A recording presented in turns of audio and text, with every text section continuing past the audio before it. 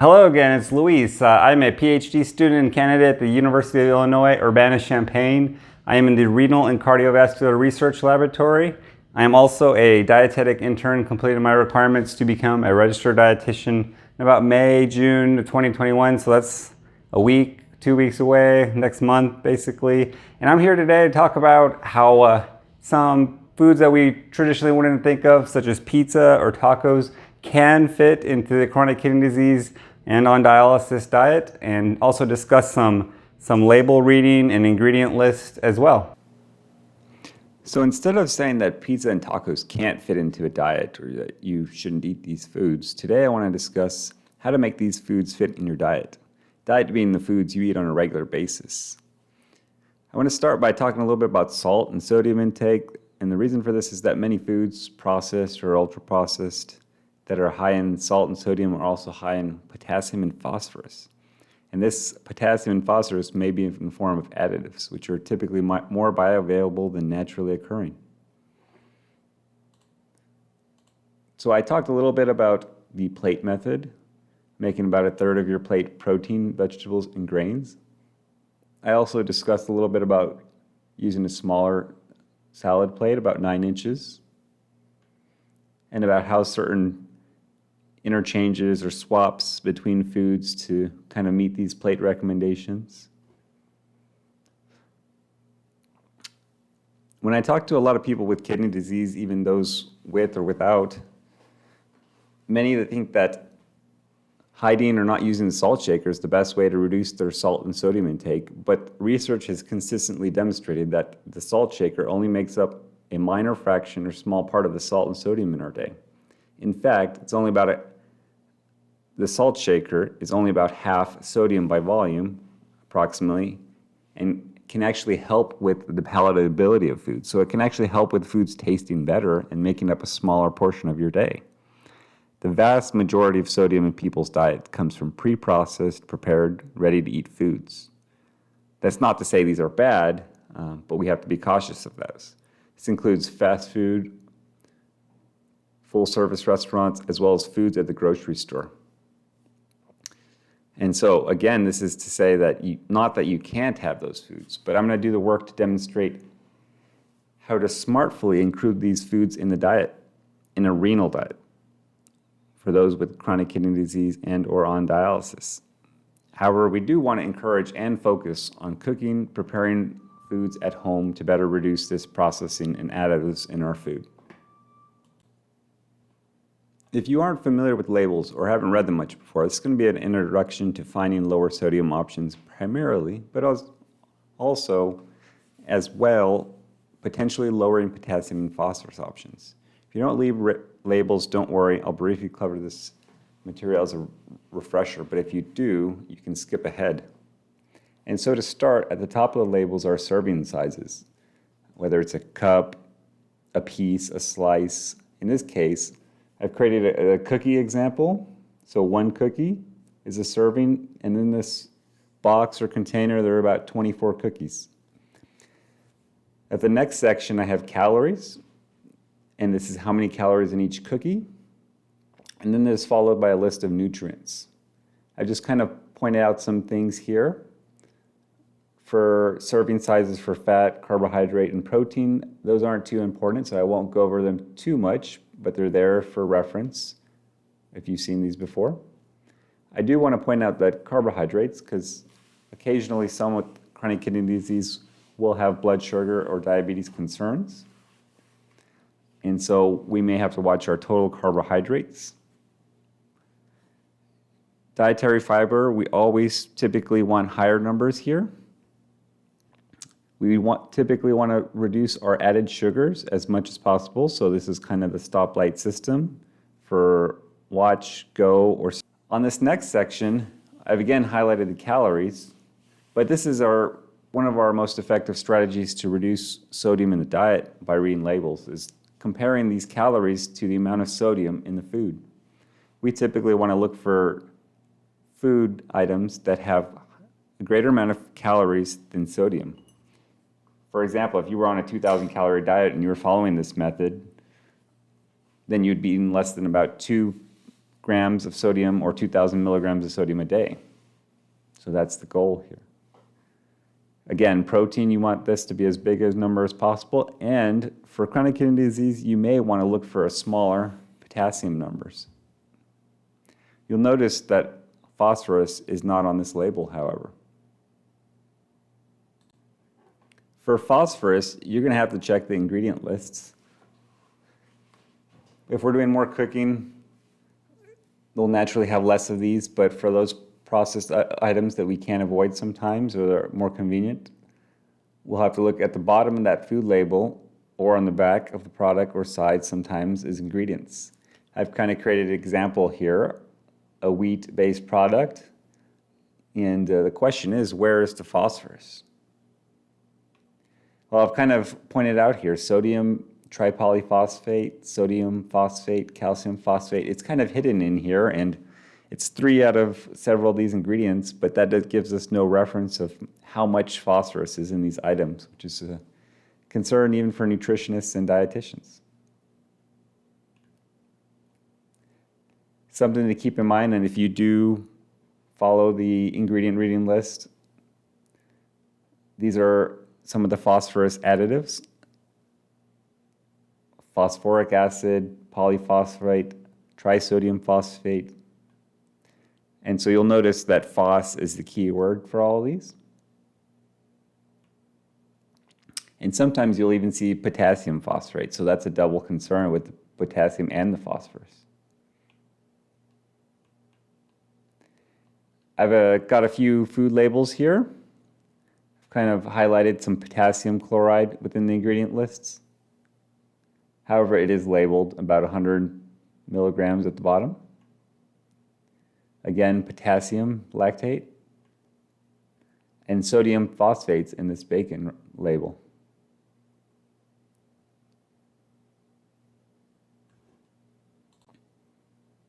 And now that we've kind of gone over some of this information, this is kind of just my reference on the plate method, getting back to that again. I'm going to go ahead and start to transition to preparing some of these recipes, so pizza and tacos, as I mentioned, and then follow up with some of the nutrition information and commentary after. All right, so I'm going to keep my camera focused here on the ingredients, and I'm going to basically start with the taco meal recipe here. I got all my ingredients laid out, ready to go, and I'll kind of walk through a little bit. So starting with our, our carbohydrate type foods or our grains, I've got corn tortillas here, street tacos. Those are going to be the lower sodium option. Also tortilla chips. I'm seeing more and more brands that are not salted, so 0 sodium or less than about 50 to 100 milligrams. I got some black beans here. Compared to the traditional can, these are 100 calories to 125 sodium, so pretty close to a 1-to-1. I've got some white rice. Minute rice has no sodium in it, so that's a good option here. Then I got some of our sides. I have a side salad. I mentioned about another video having about a third of your plate vegetables or non-starchy foods here. I've got our protein. I went with the chicken tenderloins because they're going to be easier. You can cook them whole like that, or it'll be a lot easier to dice than a whole breast. I've got our seasonings here and our toppings, some onion, lime, cilantro, whether you can take it or leave it, just to add a little bit more flavor and reduce the sodium content. And then I'm going to make my own low sodium taco seasoning here for the meat. And I've got a low sodium salsa here. You just have to look through the aisle. This is about 10 calories and 80 sodium per 2 tablespoons. What's typical is going to be about 200. So I'm going to go ahead and get started on cooking this recipe. All right, so one of the first things I'm going to do is go ahead and get started on cutting some chicken here. Again, I got the tenderloins a little bit here so that they're a little easier to cut, a little bit less work here, and I'm just kind of dicing. It's a personal preference whether you like your chicken cut up larger or into smaller chunks. I'm not going to sit here and cut the whole thing and just kind of demonstrate that how easy it can be to kind of cut your own chicken and cook that up for taco meat here. So I'm doing kind of a medium to small cut here, and that's it. I'm gonna go through the rest of this chicken breast tenderloins here and get ready to start seasoning. All right, I've kind of got a base of onion and garlic powder going on here, and I'm using these kind of ingredients of most to least, either cumin or chili powder for most. And again, I kind of eyeball my ratios here, something about a tablespoon or so, depending on, if you have a ½ pound to a pound or 2 pounds of chicken. The chili powder, I do at a pretty similar quantity. And then I got paprika. You can put quite a bit unless you're pretty sensitive to some of these flavors here. Then Mrs. Dash, a little bit less here. And the cayenne, I'm going to close that open lid, and I'm just going to go very light on the cayenne here, unless you have somebody that, or yourself, that really likes the spicy. And then I've got my seasoning here, and I'm just kind of shake and mix it up here. And then I'm gonna get ready to season the chicken. All right, now that I got my seasoning and my chicken here ready to go, before I can get everything moving along pretty quickly, I'm gonna go ahead and season that chicken and just toss it in there and mix it around. You can use your hands, a spoon, a spatula, whichever you prefer. And just keep tossing it around until everything's pretty much coated here. All right, as far as taco toppings go, I've got, as I mentioned, some onion, some lime, and some cilantro. So for the onion, I typically slice it in half across the root here. And I'll kind of show you, I peel it back a little bit through here, get this first layer or two off. It just kind of depends on your preference of how much of the skin that you like or don't like there. Whether you want the fresher onion or towards the middle here. And now that I got that off, I go ahead and sometimes I cut this tip off here. And as far as onion slices technique, I won't go into that too much here, but I typically have the root on my left side and slice the knife towards my palm, being careful not to go into your palm. Do 1 or 2 this way. Then I go towards the root here. 1, 2, it's up to you how fine you like your onion. I typically do a lot more because I like it like that. And then the last cut is kind of long ways with the onion here. So as you'll see, this onion is kind of into smaller pieces here that we'll kind of use to top onto our tacos.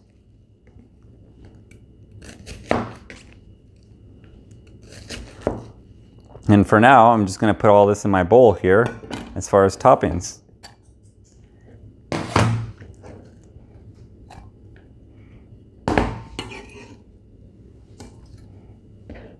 And as far as the lime, I'm just going to kind of quarter or eighth this, depending on your preference here. This is, again, going to be served with the tacos.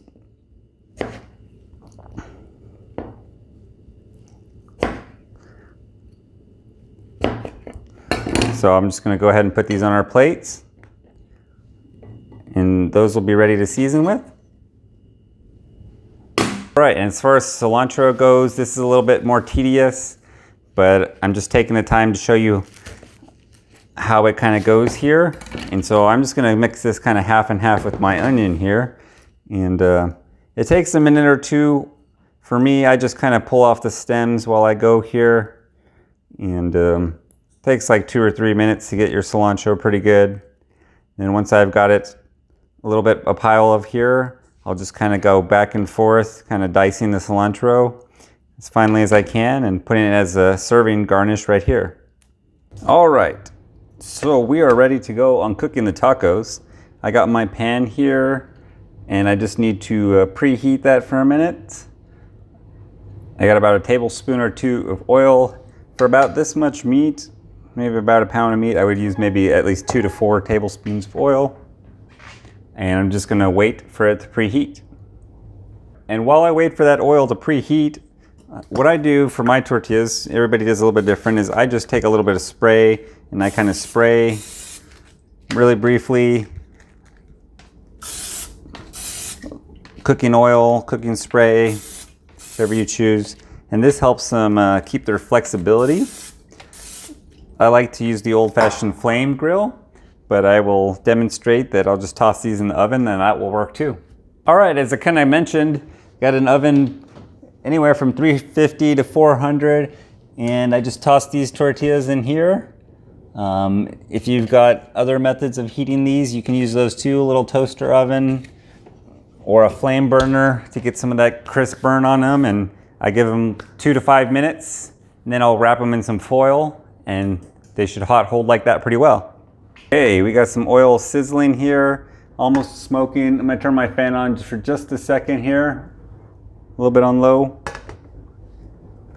And let's test out this oil to see if that's sizzling. So that's good to go. I'm gonna go ahead and start tossing my chicken in here.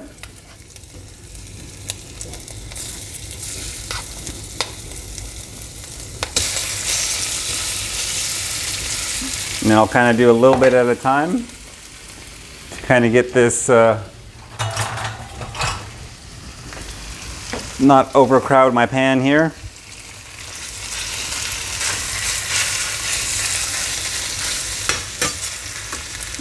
And then probably turn my heat down to medium high.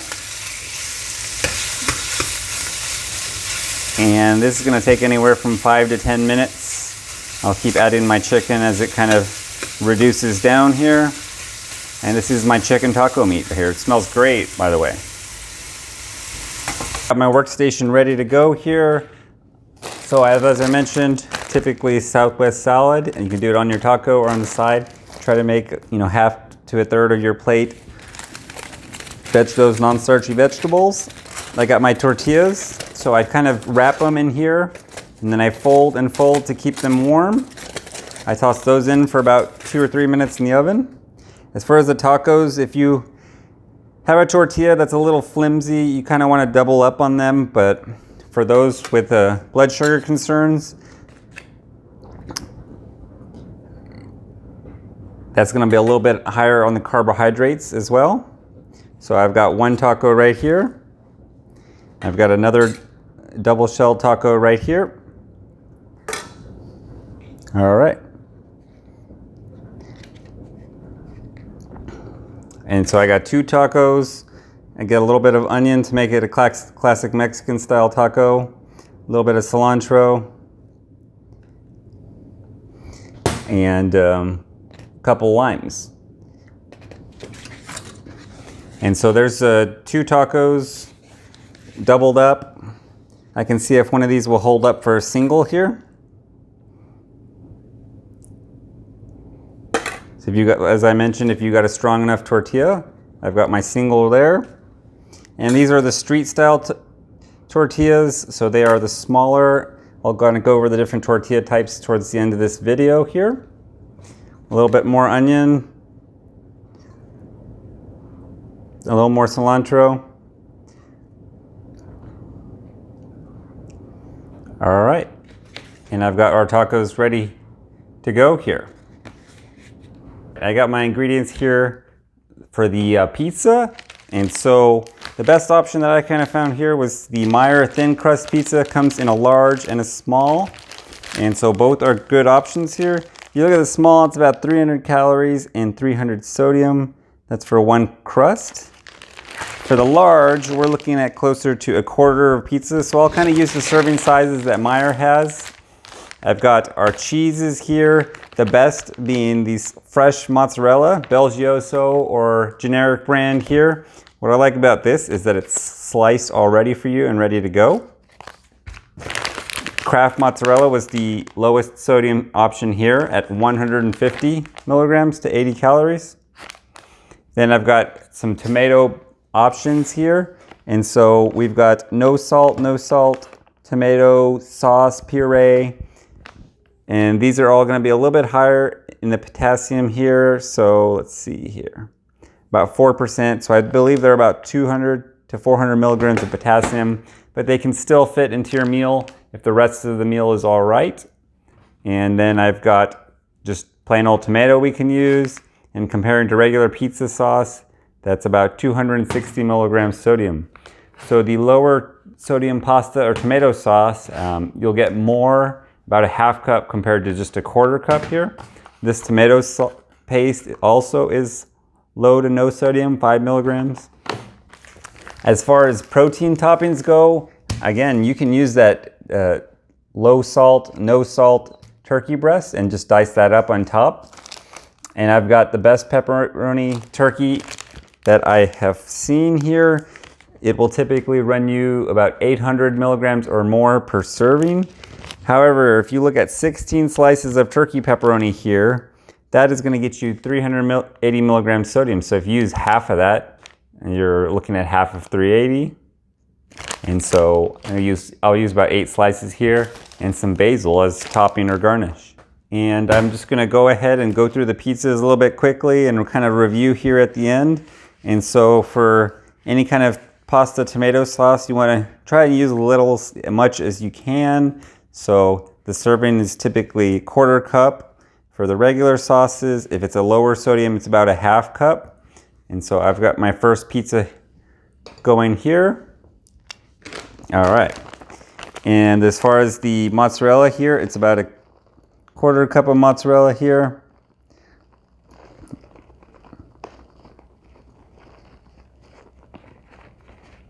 So not overdoing it, but making sure it's kind of covered enough here.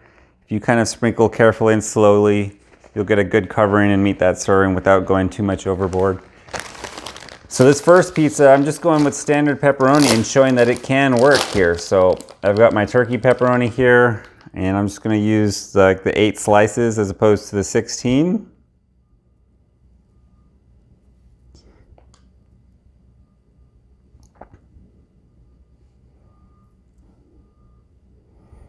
All right, and then that one is ready to go and toss in here.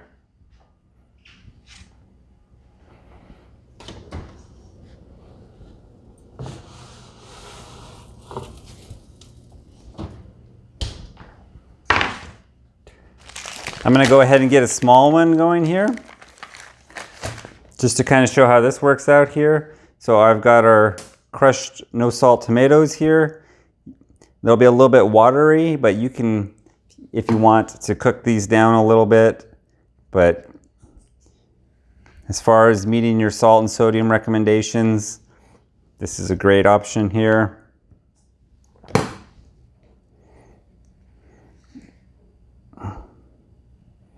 Okay, and then I'm going to go ahead and try and use this sliced mozzarella here, and you might have to help it out a little bit. It's sliced, but it's pretty much ready to go. You'll just have to peel it a little bit here. And the serving size on here is about 1 ounce, so I would say that's pretty close here. And then what I will do is also grab some basil to kind of go for a pretty classic pizza here. Top it with some basil that will get kind of toasted in the oven, and then I can also toss it with some fresh afterwards. That one's ready to go. So I've got my oven preheated to 425. You can do anywhere from 400 to 425, even 450. And I'll let those cook for about 10 minutes. It is another healthier and the kind of the lowest sodium option that we can probably go for. Here's the sliced mozzarella. Again, about 80 sodium, I believe, and 85. And then using some actual tomato here. So I've already rinsed my tomato. Just slicing some tomato.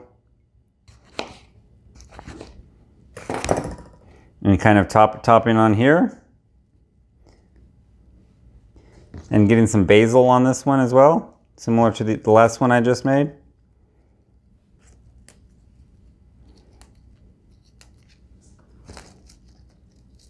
And then that one is about ready to go in as well.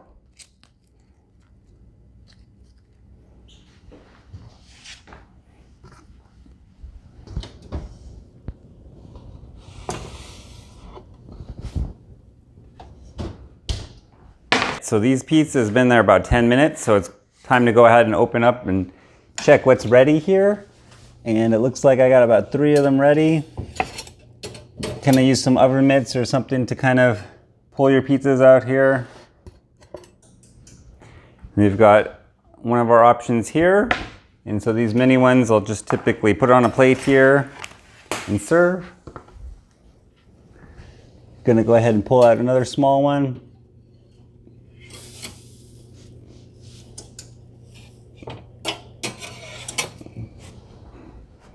All right, we got another good looking pizza here.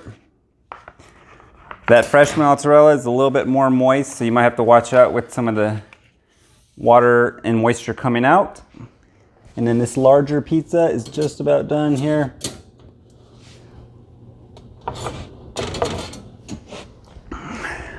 And there we go. I got a few minutes left on my other pizza in there. And there's our pepperoni. You can even use more pepperoni than I did here. I mentioned that the serving size I was using was 8 slices. You could use 8 slices on a quarter and still fall on your meat needs here. So what I'll do is I'll go ahead and slice, and I'll get ready to find some people that are a little bit hungry for lunch right now and serve.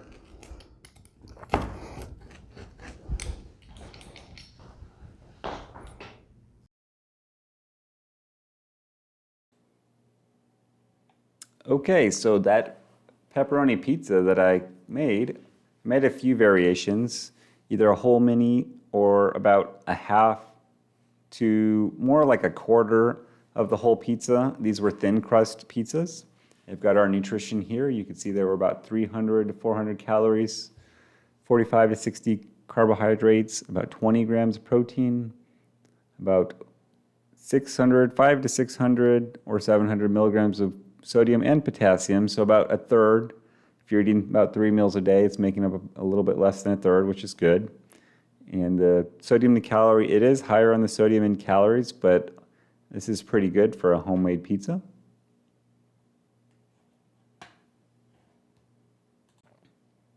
When you compare our pizza, either the whole mini or the quarter whole, to something like a pre-made frozen option, this is actually one of the best that I could find, and it was kind of a rarity. Just a DiGiorno 4 cheese, so this is not a pepperoni here. This pizza that I looked at was about a fifth of the pizza, so less than a quarter. This store-bought pre-made pizza, just heat and serve and eat. 430 calories, 40 carbohydrates, 19 protein, 590 sodium, 230 potassium, and 1.4 to 1 ratio. So it's actually pretty similar to what we did. However, there's no pepperoni or meat on this pizza. So there's a caveat there. If we compare it to something like Pizza Hut, 2 slices or about a quarter of a whole, according to their nutritional information, is about 400 calories to 50 carbohydrates, 20 grams protein, and 1.2 grams or 1,200 milligrams of sodium, unlabeled potassium and phosphorus, of course, but a 3.1 to 1 ratio of sodium to calories. So our homemade option is quite a bit better as far as sodium content goes, and likely potassium and phosphorus as far as additives go as well.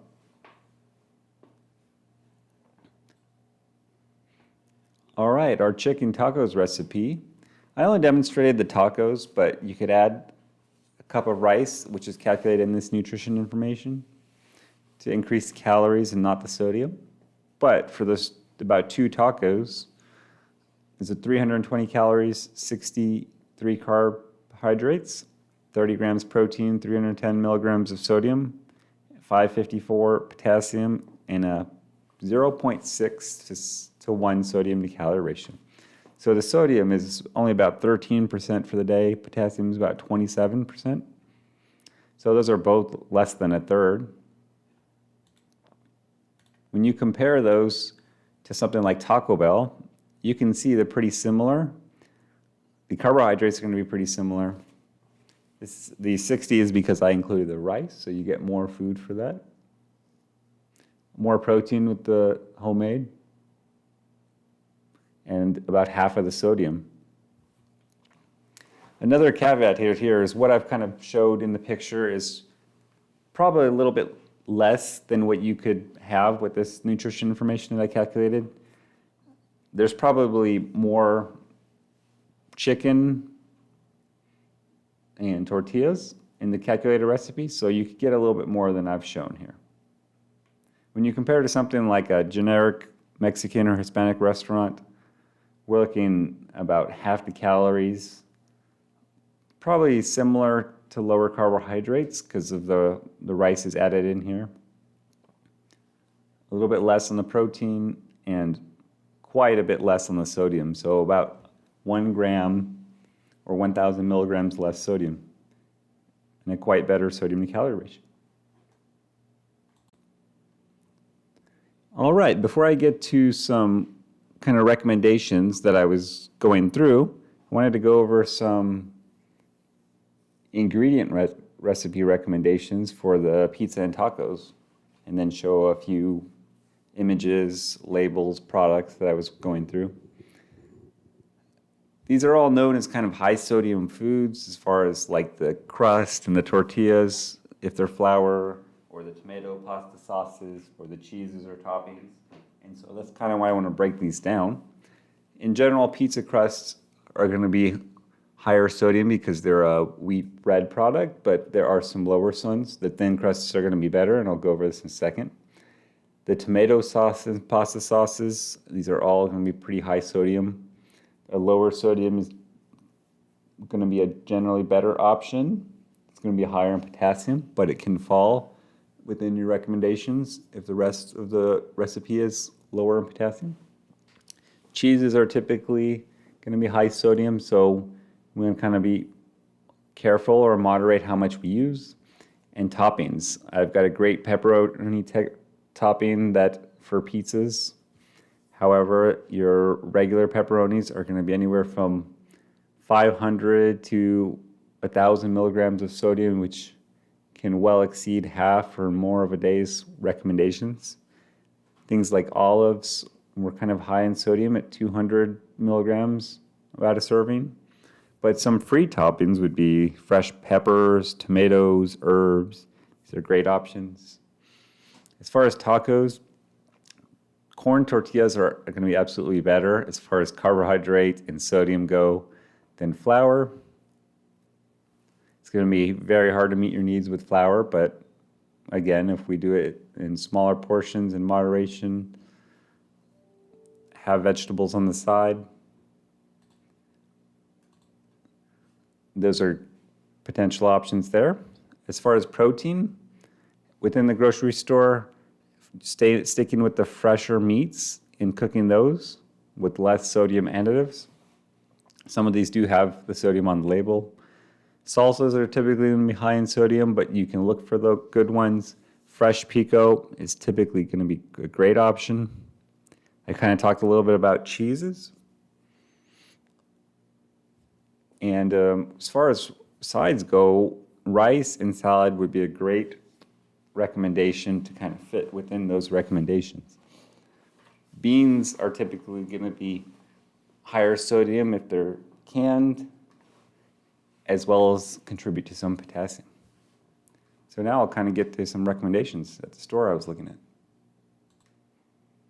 So this goes back to the other video I made, that fresh mozzarella as far as cheeses go. It's going to be one of the best options for lower sodium, and some of these come in containers, diced or pre-sliced, which is a great option for making pizzas and can even go on tacos. Here are some of the crusts that I kind of used. Meijer's a local store here, so I kind of went with the thin crust as the best option here. Most of the pasta and pizza sauces were quite high in sodium, so I kind of stick with a no salt added tomato sauce, canned tomatoes, even a tomato paste. And there are several cheeses that can work. If you try to stick with the sodium or the serving size, the sodium will be about right. Try not to overdo on the cheese there. And this Dietz & Watson turkey pepperoni was a great option. They actually made the no salt added turkey breast for deli meat, and you can even use both of those. Use the turkey pepperoni and the turkey deli meat. Kind of dice that up and make kind of like a meat lover's pizza that still falls within recommendations. I saw a frozen pizza from Outsiders that was really good. And even though Totino's small triple cheese pizza was pretty reasonable on the sodium to calorie ratios. And those numbers were pretty close together, which is what we want. It's going to be hard to find something with higher calories and sodium as far as pre-made stuff goes. The best flour tortillas I saw were Mission Sweet Hawaiian. And as far as beans, there are reduced sodium beans and no salt added beans that are good options. Kind of getting back to the pizza, a little bit out of order here, was the DiGiorno Crispy Pan. And that was it as far as recommendations go. Here are some images from the production as well. And again, there's some of the plate, using the plate method, and can even add a little bit of white rice or black beans or other beans on the side.